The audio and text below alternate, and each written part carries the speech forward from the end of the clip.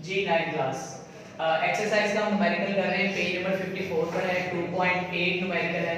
अच्छा बेटा मैं आपको ये बताता चलूं कि 2.8 न्यूमेरिकल बिल्कुल 2.4 जैसा ही है। मतलब यहाँ पर भी हम लोगों ने equation of motion under gravity की यूज कर ली है, सेम वही कॉन्सेप्ट है।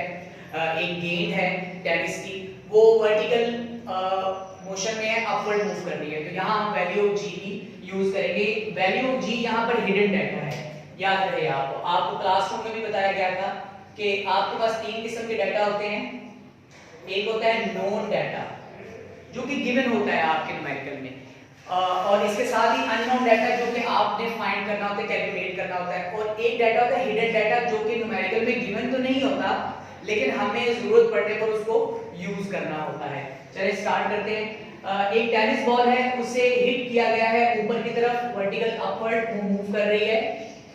अब यहां से ये क्लियर हो जाता है कि जब बॉल अपवर्ड मोशन में है तो g की वैल्यू, ग्रेविटेशनल एक्सेलरेशन की वैल्यू नेगेटिव ली जाएगी। यहां पर आपने पहले ही शो कर देना और प्रॉपर्ली इसको लिखना भी है, because ball is moving against the gravity, लिहाजा g की वैल्यू हमने नेगेटिव ली है। चलिए आगे चलते हैं। अच्छा अब आगे ये बताया गया है कि it returns the ground after 6 second, यानी कि बॉल के ऊपर की तरफ जाने और वापस आने में जो टोटल फासला है, जो टोटल हाइट कवर हो रही है वो 6 सेकंड में बेटा कवर होती है। अच्छा फिर हमने इसको यहाँ कन्वर्ट करना है, हमने आगे फाइंड क्या करना है कि बॉल कितनी स्पीड से ऊपर की तरफ मूव कर रही है, यानी इनिशियल वेलोसिटी कैलकुलेट करनी है, और बॉल कितनी हाइट तक ये पहुंची है। अच्छा फाइनल वेलोसिटी यहाँ 0 होगी, ये याद रहे। जैसे मैंने आपको 2.4 में भी एक बहुत ही इंटरेस्टिंग सिचुएशन समझाई थी। जब बॉल मैक्सिमम हाइट पर होगी तो ये यहाँ बहुत मामूली वक्फे के लिए रेस्ट कंडीशन में आ जाएगी। आपको याद होगा 2.4 एग्जांपल न्यूमेरिकल के अंदर मैंने आपको टॉम एंड जेरी की एक मिसाल दी थी, तो यहाँ पर भी फाइनल वेलोसिटी 0 होगी, because the ball will be at rest for a while at maximum height. जितनी हाइट पर वो बॉल पहुंच जाएगी वहां पर ये बॉल रेस्ट कंडीशन में आ जाएगी। जी time to reach the ball at maximum height. अब हमने जो टाइम आगे न्यूमेरिकल में यूज करना है वो बेटा 6 सेकंड नहीं है, ये याद रहे। 6 सेकंड नहीं होगा, ये 3 सेकंड होगा। कैसे?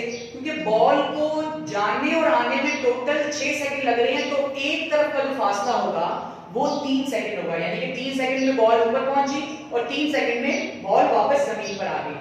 तो यहां मैंने लिखा हुआ है time to reach the ball at maximum height, t equals to original time divided by 2। Original time क्या दिया गया था यहां पर 6 सेकंड्स, तो 6 को 2 पर डिवाइड कर दिया तो ये एक तरफ का फासला, यानी कि बॉल के मैक्सिमम हाइट तक पहुंचने का जो है ना टाइम यहां पर हमने कैलकुलेट कर लिया। चलिए हमारे पास ये दोनों अननोन डाटा है, आपने प्रॉपर हेडिंग्स में लिखना है इसको। इनिशियल वेलोसिटी और मैक्सिमम हाइट हमने कैलकुलेट कर ली। इसको आप बेशक कंपैरिजन मेथड में भी कर सकते हैं, मैंने यहां कंपैरिजन में किया हुआ है। इनिशियल वेलोसिटी के लिए हमने इक्वेशन डिसाइड की है, first equation of motion under gravity. Why I am saying under gravity? क्योंकि बॉल वर्टिकल मोशन में है, a की जगह पर हमने g लगा दिया, ठीक है, और यहां पर s की जगह पर h आ गया। फर्स्ट इक्वेशन मोशन लगाई, vf equals to vi plus gt। हमने vi फाइंड आउट करना है, gt इस तरफ प्लस का है, ये दूसरी तरफ जाकर माइनस का होगा। मैंने इक्वेशन भी अरेंज करके रखी है, vi equals to vf minus gt। vf as it is 0 क्योंकि बॉल रेस्ट कंडीशन पर थी, यहां पे लिखा हुआ है। अच्छा minus as it is g की जगह लगेगा -10। बेटा आपने क्या करना है, आपने अपने डाटा में से देख कर यहां पर वैल्यूज पुट करनी है। t 3 सेकंड हमने कैलकुलेशन किया, 0 as it is minus minus plus 10 3 30, तो इनिशियल वेलोसिटी आपके पास कितनी आ गई है 30 मीटर पर सेकंड। जी अब हम चलते हैं मैक्सिमम हाइट पे, बॉल ने कितनी हाइट कवर की है। Second equation of motion under gravity, h equal to vit plus 1/2gt square. Values put की, vi की जगह पे 30 जो अभी हमने कैलकुलेट किया है, t 3 सेकंड्स। डाटा देख के हम लोगों ने यहां वैल्यू लगाई, प्लस एज इट इज 1/2 फार्मूले का, g की जगह लगेगा -10 और t 3 इसका स्क्वायर लेना है हमें। जी यहीं पर कटिंग हो जाएगी, 2 और 10 को 2 पे डिवाइड किया, हम लोगों ने कटिंग कर दी, 5 आ गया। 30 मल्टीप्लाई बाय 3 90 प्लस -5 3 का square 9 5 9 45, 90 plus into minus 45 plus minus minus sign आ जाएगा बेटा यहाँ पे 90 में से 45 सब्ट्रैक्ट करें 45 मीटर। तो इसका मतलब ये हुआ कि बॉल ने टोटल 45 मीटर की हाइट कवर की है। जी जरा गौर से देखो, दोबारा सुन लें बेटा, न्यूमेरिकल बहुत इंपॉर्टेंट है। यहाँ पे आपने ख्याल करना है इन चीजों का कि यहाँ पर नेगेटिव साइन लगाना नहीं भूलना। और सबसे इंपॉर्टेंट चीज, ये जो टाइम गिवन है 6 सेकंड, ये टोटल बॉल के आने जाने का टाइम है। आपने एक तरफ का टाइम लेना है, कैसे कि कुछ 6 को 2 पर डिवाइड कर देना है, 3 सेकंड आपके पास आंसर आएगा। अब ये वो टी है, टाइम है, जो कि आपने न्यूमेरिकल में प्रॉपर्ली इंप्लीमेंट करके अपनी कैलकुलेशन करनी है। कंक्लूजन या result, hence the ball moves vertically upward with 30 metre per second and covered height of 45 metre. लिहाजा गेंद ने 30 मीटर की सेकंड की स्पीड से मूव किया और 45 मीटर की हाइट कवर की। ये बेटा आपका न्यूमेरिकल था, एक्सरसाइज का पेज नंबर 54 पर 2.8 न्यूमेरिकल, बिल्कुल ये रिजेंबल करता है 2.5 न्यूमेरिकल से। चलिए अब हम आगे आते हैं नेक्स्ट न्यूमेरिकल की तरफ, 2.9। बहुत ही इंटरेस्टिंग और बहुत ही इंपॉर्टेंट आपका ये न्यूमेरिकल है।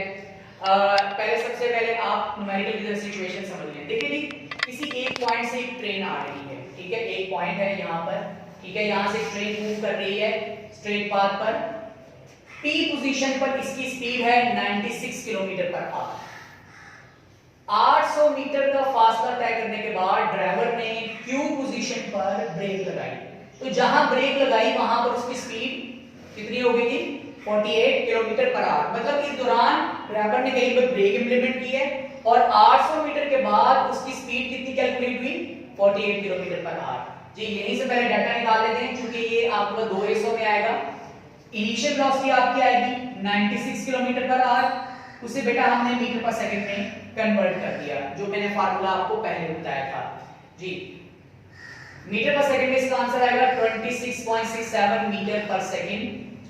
सिमिलरली फाइनल वेलोसिटी आपके पास है 48 किलोमीटर पर आवर, इसे भी मीटर पर सेकंड में हमने कन्वर्ट कर दिया। अब हम आगे चलते हैं। इस दौरान इसने फासला कितना कवर किया था बेटा? 800 मीटर का, 800 मीटर का फासला इसने तय किया था। वो ये कहते हैं कि ये बताइए कि ये जो ट्रेन है इस पोजीशन से, पोजीशन Q से पोजीशन R तक मजीद आगे कितना डिस्टेंस कवर करेगी। तो ये हमने कैलकुलेशन में निकाल लिया है।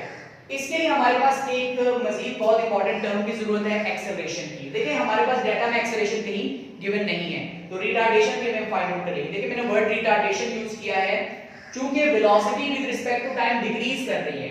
t पर 96 है, q पर 48 है, और यहां पर चूंकि रेस्ट में आ जाएगा तो फाइनल वेलोसिटी 0 हो जाएगी दूसरी सिचुएशन में। जी तो इस पे जब वेलोसिटी रिड्यूस होने की वजह से एक्सेलरेशन नेगेटिव निकलेगा। चलिए हम इसकी कैलकुलेशन स्टार्ट करते हैं। अब हमने third equation of motion suitable समझकर इसको यहां इंप्लीमेंट किया। यहां से पहले एक्सेलरेशन फाइंड आउट करना है बेटा। 2s एक्सेलरेशन का मल्टीप्लाई और दूसरी तरफ डिवाइड हो गया। Acceleration equals to vx² minus vx² divide by 2s। फिर देखें आप 2as equal to vx² minus vi²। 2s equal की लेफ्ट साइड पर मल्टीप्लाई हो रहा है, दूसरी तरफ डिवाइड हो जाएगा ताकि एक्सेलरेशन अकेली बच जाए। और फिर हमने इसमें वैल्यूज बता दी ऊपर से देखते। Final velocity 13.33 metre per second, इसका स्क्वायर लेना है। अक्सर स्टूडेंट भूल जाते हैं स्क्वायर लेना, प्लीज आप याद रखिएगा इसको। ये minus sign as it is vi 26.67 metre per second, इसका भी स्क्वायर लेना है, divided by 2s। 2 as it is s, ऊपर से देखिए 800 मीटर बेटा हमने वैल्यूज पुट कर दिए। तो ये वाला जो स्टेज है इसे हम कहते हैं वैल्यूज पुटिंग। जी इसके बाद अब हमने इसका स्क्वायर लिया, इसका भी स्क्वायर लिया और नीचे से भी इसकी मल्टीप्लिकेशन की। 13.33 का स्क्वायर लिया 177.69 आता है बेटा। Minus sign as it is 26.67 का स्क्वायर लिया 712.29 वैल्यूज पुट कर दी। 2 multiply by 800 1600 as it is आ गया। इन दोनों का डिफरेंस लिया 177.69 में से 711.29 को सब्ट्रैक्ट किया, माइनस का 533.6 और इसे 1600 पर डिवाइड कर दिया। जो बेटा डिवाइड करने के बाद हमारे पास आंसर आता है एक्सेलरेशन का, वो आता है 0.33 मीटर पर सेकंड स्क्वायर। अगर आप गौर करें यहाँ पर नेगेटिव साइन आपको नजर आ रहा होगा। इस नेगेटिव साइन का क्या मतलब है? ये रिटार्डेशन है। वेलोसिटी रिड्यूस होने की वजह से एक्सेलरेशन की वैल्यू नेगेटिव आ रही है यहाँ पे। चलिए हम आगे चलते हैं। अब आप ये देखें कि यहाँ पर आपके पास एक और हिस्सा आ जाएगा जिसमें हम QR का जिक्र करेंगे। देखिए QR में क्या सिचुएशन है, Q पॉइंट पर स्पीड है 48 किलोमीटर पर आवर और R पर स्पीड होगी 0, क्योंकि उसने कहा है कि ट्रेन जो है वो रेस्ट कंडीशन में आ रही है, तो इसलिए फाइनल वेलोसिटी हम यहाँ 0 लेंगे। अब ये याद रखें कि QR रीजन में सिचुएशन बिल्कुल चेंज हो जाएगी बेटे। यहां पर ये कहलाएगी इनिशियल वेलोसिटी और ये कहलाएगी फाइनल वेलोसिटी, ठीक है जी। अच्छा, अब यहाँ पर हमें एक नया डाटा लगाना है जो मैंने यहाँ नहीं लिखा, लेकिन एक्स्ट्रा मैं यहाँ कर रहा हूँ, आप जरा गौर से देखिएगा जी। Initial velocity 48 kilometre per hour और ये आपके पास आ जाता है 13.33 मीटर पर सेकेंड और फाइनल वेलोसिटी बेटा आपके पास बन जाती है 0 मीटर पर सेकेंड, क्योंकि ट्रेन रेस्ट कंडीशन में, याद रहे कि हर ऑब्जेक्ट जो रेस्ट कंडीशन में होगा उसकी स्पीड वेलोसिटी 0 होती है, क्योंकि वो डिस्टेंस डिस्प्लेसमेंट कवर नहीं कर रहा। तो R पोजीशन पर ट्रेन रेस्ट कंडीशन में रुक गई है आगे। अच्छा, इसके बाद एक्सेलरेशन, ये नया डाटा है QR रीजन के लिए। एक्सेलरेशन जो हमने पहले कैलकुलेट कर ली थी -0.333 मीटर पर सेकंड स्क्वायर जी। अब हम चलते हैं कि यहां से हमने इस डाटा को यूज करते हुए हमने डिस्टेंस बेटा फाइंड आउट करना है कि Q से R के दौरान इसने टोटल ओवरऑल कितना फासला तय किया था। दोबारा हम थर्ड इक्वेशन ऑफ मोशन की तरफ जाएंगे। थर्ड इक्वेशन मोशन की इंप्लीमेंटेशन इस वजह से है क्योंकि आपके पास फर्स्ट इक्वेशन मोशन के लिए फाइनल वेलोसिटी और सेकंड इक्वेशन मोशन में जो आपके पास टाइम है उसकी मौजूदगी है। तो यहाँ पर अभी हमारे पास ऐसी सिचुएशन नहीं है, टाइम नहीं है हमारे पास डाटा में कहीं पर टाइम मौजूद नहीं है बच्चे। अच्छा, थर्ड इक्वेशन मोशन यूज की, जैसे हमने पहले कैलकुलेशन की थी, अब हमने s को अकेला बचाना है इक्वल की तरफ। 2a इधर मल्टीप्लाई हो रहा है, दूसरी तरफ डिवाइड हो जाएगा।